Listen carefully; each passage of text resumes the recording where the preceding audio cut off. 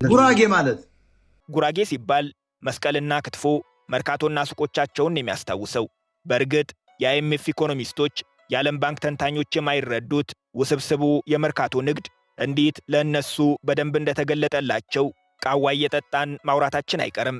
የጉራጌ የጎጆ ቤት፣ የቃቄ ወርዶት፣ የጆካ ቂጫ፣ ቆጮና ጭፈራቸው ቀኑን ሙሉ ብናወራው አያልቅም።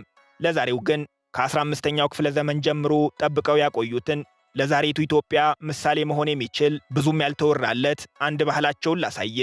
ጉራጌ ቤት ቆንጆ፣ መንገድ ሰፊ መሆን አለበት ብሎ ያምናል።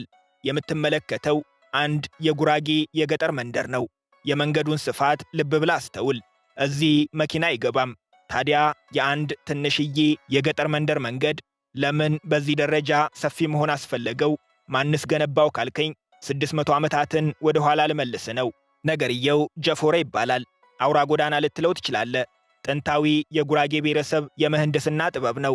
ዘንድሮ ለሎጅ ታስበው የሚገነቡ ውብ የጎጆ ቤቶች ጉራጌ ለቱሪስት ሊያከራየው ሳይሆን ሊኖርበት የሚሰራው መደበኛ ቤቱ ነው።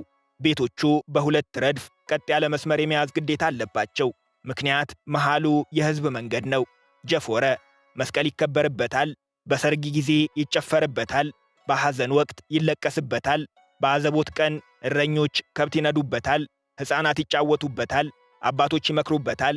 ወጣቶች ፈረስ ይገሩበታል። ጀፎረ የህዝብ ነውና አጥሮ ባትጋሩኝ ማለት ከማህበረሰቡ ያጋጫል። አስበው፣ ይህንን 600 ዓመታት የቆየ ባህል ኢትዮጵያ ከተሞቿን ስትመሰርት ተጠቅማበት ቢሆን በዘመናዊ አርክቴክቸር የት በደረስን ነበር።